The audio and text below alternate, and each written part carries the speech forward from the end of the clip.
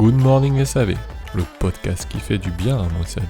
Bonjour à tous et bienvenue dans le podcast Good Morning SAV, le podcast qui fait du bien à mon SAV. Je suis Johan, je fais des vidéos tutos dans le domaine du SAV et je suis avec Laurent. Salut Laurent. Bonjour à tous. Laurent, il est expert SAV et on en est déjà au 10e épisode de ce podcast et aujourd'hui on va parler des 3 choses à mesurer pour mon SAV. C'est-à-dire quels sont les 3 indicateurs clés, qu'il faut absolument mesurer pour son SAV. Laurent, qu'est-ce que tu as à nous dire sur ce sujet? Alors effectivement, un SAV, si l'on souhaite qu'il soit à un moment donné rentable, il doit être absolument piloté comme on a commencé à le voir jusque-là. La question du pilotage, en général, quand on regarde les SAV, le chiffre d'affaires est relativement suivi, plus ou moins, selon les entreprises. La rentabilité est suivie, on va dire, mais de manière plus aléatoire, d'une entreprise à une autre. Et souvent, ça s'arrête à peu près là. Or, si on veut vraiment piloter, on a besoin de piloter le poste le plus important dans le SAV, qui est la main-d'œuvre. Il n'existe pas de SAV sans des personnes pour réaliser le travail, bien évidemment. Et donc, le pilotage va se faire par 3 indicateurs principaux, qui sont vraiment les indicateurs de base. Le premier, c'est le taux de productivité. C'est d'aller regarder quel est le pourcentage que l'on facture de temps que l'on facture réellement à nos clients.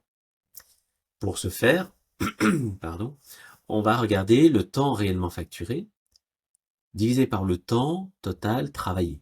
Okay, si nos techniciens travaillent 35 heures ou 39 heures selon les entreprises, on connaît donc le temps théorique. Et donc on va regarder le temps qu'on facture réellement, donc ce qui nécessite bien entendu de suivre le temps de chacune des personnes de nos équipes, sinon on a un petit problème, de façon fiable, de façon sécurisée, de façon sûre, pour que l'indicateur serve à quelque chose. Et c'est pas une question simple en soi, hein, parce que souvent, dans pas mal d'entreprises, le temps est suivi manuellement, il est déclaratif. Donc, il est plus ou moins sûr et surtout, il est rarement donné en temps réel. Souvent des gros décalages entre le moment où le travail a été fait et le moment où le responsable peut suivre le temps réel. Donc, ce premier indicateur, le temps réellement facturé divisé par le temps total travaillé fois 100, puisque c'est un indicateur, un taux, doit être au minimum à 80%. Un SAV est réellement rentable si le taux de productivité est égal ou supérieur à 80%. Il est très rare d'avoir un SAV rentable en dessous de ce taux. Je peux constater aujourd'hui, quand je vois un certain nombre de PME, alors que ce soit dans l'agricole, dans le BTP et la manutention, ou dans des milieux plus industriels, ce taux-là est rarement à 80%. Surtout si on le mesure finement. C'est le premier des taux. C'est vraiment le premier espace où on a des gains qui sont relativement rapides à faire. Si on augmente ce taux, on augmente assez proportionnellement la rentabilité. T'as des Après, astuces pour le suivi du temps automatiquement? C'est quoi? C'est des logiciels? Moi je me rappelle, j'ai travaillé dans une concession en Angleterre, les gars ils avaient des codes barres. Quand ils commençaient, ils scannaient un code barre, tac, le temps se décomptait. Comment ça se fait ouais. ça sur des entreprises que t'as vues qui gèrent ça? Alors, jusqu'à présent, j'ai vu 3 grandes familles de technologies. La technologie la plus ancienne, c'est le code barre. Effectivement, ça existe encore dans certains lieux, Ouais. plutôt des lieux industriels. Rarement des lieux où les équipements sont dehors, que ce soit le BTP, la manut ou l'agricole, c'est plutôt rare, mais ça arrive, hein. Ça peut exister. Mais dans des milieux fermés, industriels où les machines ne bougent pas, ça peut arriver. La deuxième technologie que j'ai vue, ce sont des puces RFID ou des équivalents, où là aussi tu passes un détecteur qui te permet d'identifier à la fois l'équipement et en même temps d'avoir quelques petites informations sur l'équipement, sur son état, sur la dernière mesure, par exemple du temps passé, tout ce genre de choses. Et puis la troisième, c'est simplement d'utiliser une tablette, un smartphone connecté à une application de mobilité. Donc il en existe beaucoup sur le marché qui permet de démarrer un temps. Tu arrives sur site, tu cliques sur un bouton je suis sur site, je démarre l'intervention, j'ai terminé l'intervention, je quitte le site par exemple. Et là, on a des calculs automatiques de temps sur ce qui s'est passé, plus le temps de déplacement, etc. Donc, c'est les trois grands outils que l'on peut voir sur le marché. Et le reste, bien Ok, sûr, le déclaratif aussi, hein, il est toujours présent. en effet. Alors, ça c'était le premier. Deuxième indicateur que tu recommandes. Deuxième indicateur utile, c'est le taux de facturation. C'est de savoir finalement quel est le pourcentage des interventions qui sont réellement facturées. Parce que c'est pas parce qu'on a fait des interventions qu'elles sont toutes facturées. Il y a beaucoup de raisons qui peuvent faire que une intervention ne soit pas facturée. Il peut y avoir la surcharge d'un chef d'atelier, il peut y avoir des choses que l'on n'a pas clôturées, des interventions qu'on n'a pas clôturées pour X raisons, parce qu'il faut y retourner X fois, et puis au bout d'un moment elles se perdent. Il peut y avoir des pertes de documents en cours de route. Donc il y a pas mal de choses comme ça qui arrivent et qui font que le taux de facturation n'est pas forcément très bon.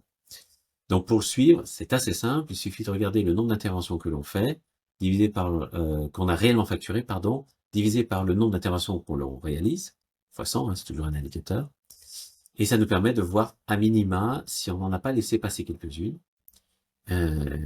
Et donc ce taux doit toujours être à 100% ou pas loin, puisqu'il peut y avoir quelques cas de figure où on va décider de ne pas facturer, parce que on a fait quelques erreurs, on le prend sous garantie. Ok. Le tout, c'est que ce soit décidé, pas que ce soit subi. C'est que ce soit piloté. On est choisi. Si il y a une intervention qu'on ne facture pas, c'est un choix que l'on a fait. On sait pourquoi on le fait, on sait quelles en sont les conséquences. Taux de facturation. Donc ça c'est pareil, ça nécessite aussi d'avoir un suivi un peu plus optimal que genre le suivi manuel papier old school on va dire, n'est-ce pas? Ah oui, clairement. Clairement.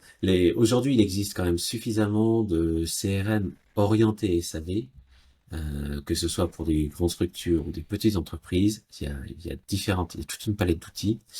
Et malheureusement, je constate encore trop souvent que beaucoup d'entreprises ont des outils qui sont historiques, qui ont été soit développés spécifiquement, soit assemblés dans un premier temps pour faire le suivi commercial, le suivi de la gestion de l'entreprise, en oubliant que le SAV demande une gestion un peu particulière. Il y a quelques fonctionnalités qu'on ne trouve pas dans tous les outils. Donc il est vraiment nécessaire d'avoir un outil dédié SAV, en tout cas qui l'intègre dans sa structure, bon, que ce soit un CRM ou un ERP, un outil de gestion d'entreprise. Et si on n'en a pas, on peut toujours faire un minima. On peut toujours travailler avec du tableau Excel, ou avec de la saisie. C'est plus long, le risque d'erreur est plus grand, mais c'est mieux que rien. C'est mieux que de ne pas avoir d'outils de pilotage. Donc on peut, si on n'a vraiment rien, on peut commencer comme ça, en structurant quelques tableaux Excel, et petit à petit, une fois que ça fonctionne, aller voir quel genre d'outil peut venir traiter les choses comme on a envie qu'elles soient traitées. Ce que je dis souvent, c'est quand on choisit un outil logiciel, il faut d'abord savoir ce qu'on veut. Il faut d'abord avoir des process en place pour ensuite faire le pas et savoir ce que l'on va demander à l'outil. Ouais, très bonne remarque, oui, c'est pas l'inverse. Ouais. Avoir les process en place. D'accord. Ok, donc on a le taux de productivité, le taux de facturation, et le troisième, quel est-il? Le troisième qui est important, c'est le taux d'occupation. De savoir si nos équipes ont un temps de travail qui est affecté à un dossier. Donc, ce taux-là, il est assez simple lui aussi à calculer. On va regarder le temps total qui est affecté à des dossiers clients et on va le diviser par le temps total de travail théorique, qui est un peu comme dans le premier taux. Fois 100, bien sûr, parce que c'est toujours un indicateur. Et donc, ce taux-là est très important parce que, je vais dire, pardon, un petit peu différemment. Le point de vigilance, c'est de ne pas penser que l'on va fliquer les équipes. C'est pas l'objectif. Okay. L'objectif, c'est de vérifier que l'ensemble du temps de travail qui a été déterminé, que ce soit 35 heures ou 39 heures par semaine, que ce temps-là soit réellement affecté à quelque chose, à un dossier, soit un dossier client, soit un dossier interne, mais que l'on a choisi. Que ce temps ne vogue pas un petit peu comme ça dans l'espace sans savoir exactement ce que font les gars. Pourquoi? Parce que d'une manière générale, on constate dans les SAV que les équipes, elles sont toujours pleines de bonnes intentions, globalement, ultra majoritairement. Elles ont envie de bien faire. Sauf que elles n'ont pas forcément la culture du suivi de leur temps. Pourquoi? Parce qu'en général, elles n'ont pas la culture financière qui va avec. Elles ne savent pas forcément Aujourd'hui, quand j'interroge les SAV, je demande à un technicien, est-ce que tu sais combien tu coûtes? En général, il me répond mon salaire. Et là, on a un problème. Parce qu'évidemment, c'est pas ce qu'il coûte.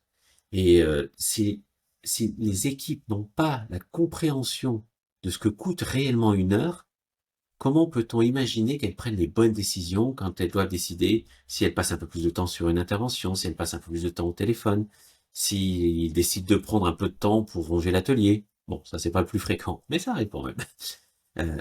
Et ces temps-là, en fait, il faut simplement les avoir tracés pour être capable de les analyser.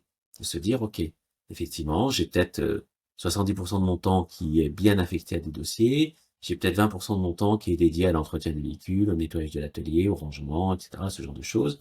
Et puis peut-être 10% de mon temps qui est des petites actions complémentaires qu'on leur a demandé, mais qui ne concernent pas directement un client, par exemple.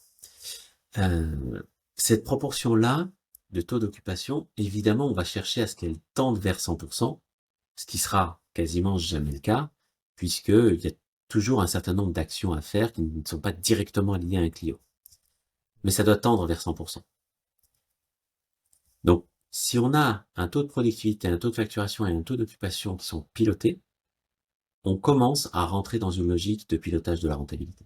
D'accord, parce que l'intérêt de de tous ces indicateurs, finalement, c'est de mesurer la rentabilité, ou je me trompe? C'est à la fois de mesurer la rentabilité, mais surtout, alors pardon, j'ai dit mesurer, c'est pas tout à fait exact, c'est pas de mesurer, c'est de s'assurer qu'on pilote le temps de nos équipes, que le temps que l'on pilote, on a décidé où il va, comment il est affecté et pourquoi, et que l'essentiel du temps est bien relié à un dossier qui finira par être facturé.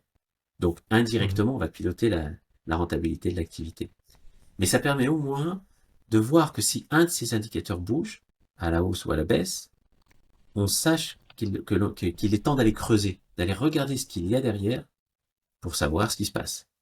Et si mon taux, imaginons que mon taux de productivité était autour de 80%, et que tout d'un coup il tombe à 60%, il se passe quelque chose. Donc, comme je sais d'où il vient, je sais que c'est le temps qui a été réellement facturé par rapport au temps travaillé, je sais donc qu'il y a probablement du temps qui n'est plus affecté à des dossiers ou qui n'est plus réellement facturé.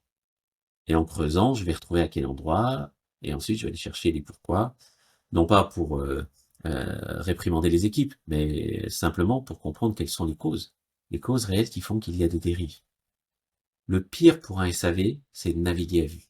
C'est de ne pas savoir où vont les temps, et ce qui est ou non facturé, et pourquoi ça l'est ou pourquoi ça ne l'est pas. C'est vraiment le pire. Donc, en posant ces trois indicateurs, je commence à poser une structure qui me permet de savoir ce qui se passe. Pas tout ce qui se passe, mais une partie de ce qui se passe. T'as des logiciels spécialisés dans ce genre de mesures qui sont déjà à l'intérieur, ça existe déjà ces indicateurs ou pas du tout? Ils ne sont pas forcément tracés tels quels, mais la plupart des outils qui permettent de piloter un SAV intègrent le moyen de le faire. Ce sont des calculs assez simples, donc comme la plupart des logiciels SAV permettent la mesure du temps, qu'elle soit déclarative ou qu'elle soit mesurée de façon automatique, dans tous les cas de figure, on a la mesure du temps. Donc une fois qu'on a les temps, les calculs sont relativement simples. Ah, donc le plus important, c'est de mesurer le temps. Après, t'es sur quelle fréquence pour faire ce genre de relevé? Tous les jours, tous les mois, tous les ans? Le plus temps réel possible. Le Donc plus tard possible. c'est clairement le plus temps réel possible. Mais toujours pareil, ça dépend d'où on part. Si on a déjà un SAV qui tourne assez bien et que l'on veut renforcer son pilotage, là on peut aller vers du temps réel. Si on démarre, si on a un SAV qui bricole un peu, où il n'y a jamais vraiment eu de pilotage, à part le pilotage du chiffre d'affaires et de la vente de pièces par exemple, à ce moment-là on peut commencer par quelques étapes, qui est de se dire je vais le faire au moins une fois par mois. C'est le minimum une fois par mois. Je dois savoir mois par mois ce que je suis en train de faire. Parce que ça me permet de réagir. Si jamais je me rends compte qu'un mois, 2 mois, je suis pas dans les clous, je vais réagir en quasi temps réel et donc éviter que la fin de l'année soit catastrophique. Alors que si je le fais une fois par an, on se doute bien qu'on ne peut corriger qu'à une vitesse extrêmement lente. Donc, oui, le plus temps réel possible, avec au minimum un pilotage une fois par mois. Moi, je suis auditeur du podcast Good Morning SAV, j'ai entendu ce que t'as dit, j'ai rien de tout ça. Quel est le premier indicateur par lequel je devrais commencer? le taux de productivité, clairement. C'est de savoir est-ce que le temps qui est consommé par mes équipes, ce temps-là est réellement facturé. Et s'il l'est pas, pourquoi? Je vais chercher les causes, je vais chercher les causes racines. Donc je vais vraiment creuser chacun des pourquoi pour, à minima, comprendre à quels endroits je peux progresser, à quels endroits je peux corriger la façon dont mon SAV fonctionne. C'est vraiment le premier point de départ. Taux de productivité, c'est le temps facturé sur le temps travaillé, pour rappel. Oui, fois ça. Donc il faudrait commencer par là. Ok, donc je suppose d'ailleurs qu'il y en a bien plus des indicateurs SAV, mais pour faire le résumé de l'épisode, les 3 indicateurs majeurs par lesquels il faut commencer à travailler dessus, en tout cas, c'est le taux de productivité, donc c'est temps facturé sur temps travaillé, taux de facturation, donc c'est le réellement facturé, c'est le nombre d'interventions facturées divisé par le nombre d'interventions effectuées, c'est ça, hein? Et finalement, le taux d'occupation, c'est le temps total facturé vers les clients divisé par le temps total de travail théorique. Le temps associé à un dossier. Il n'est pas forcément facturé. Associé à donc le temps total associé, comment tu l'appellerais alors? Vas-y, redis-le-moi, le taux d'occupation, qu'est-ce que c'est là pour pas qu'on... dossier client. Le temps total affecté à un dossier client divisé par le temps total travaillé théorique. Fois 100. C'est toujours un ratio. Fois 100 pour avoir ces petits indicateurs, ces taux en pourcents, quoi. Oui. Ok. D'ailleurs, oui, j'aurais dû préciser que la cible, donc le taux de productivité, c'est d'avoir minimum 80%. Taux de facturation, le but, c'est d'avoir 100%, qui sera la même chose aussi sur le taux d'occupation. La cible, c'est d'avoir 100%, même si c'est théoriquement pas forcément possible. Mais ça peut aussi le dépasser. Et, pardon, sur le taux de facturation, par exemple, on peut dépasser 100%. D'accord. Ok. Tout dépend comment on a conçu la structuration de notre facturation. Mais je laisse un petit peu de mystère là-dessus, on en reparlera. Tellement de sujets à traiter. Ok, ça roule. On termine là-dessus. Ma foi, on vous souhaite une bonne semaine. Et puis, amusez-vous bien. On se voit la semaine prochaine, lundi, pour un nouvel épisode. Salut! Bonne semaine à tous! C'est fini! Rendez-vous la semaine prochaine pour un nouvel épisode. Sache que c'est Laurent Mella avec sa société Service Essence qui propulse ce podcast. Service Essence propose des services pour améliorer ton SAV, des formations, du consulting et tout un tas d'outils qui pourront te faire passer un cap avec ton entreprise. À bientôt!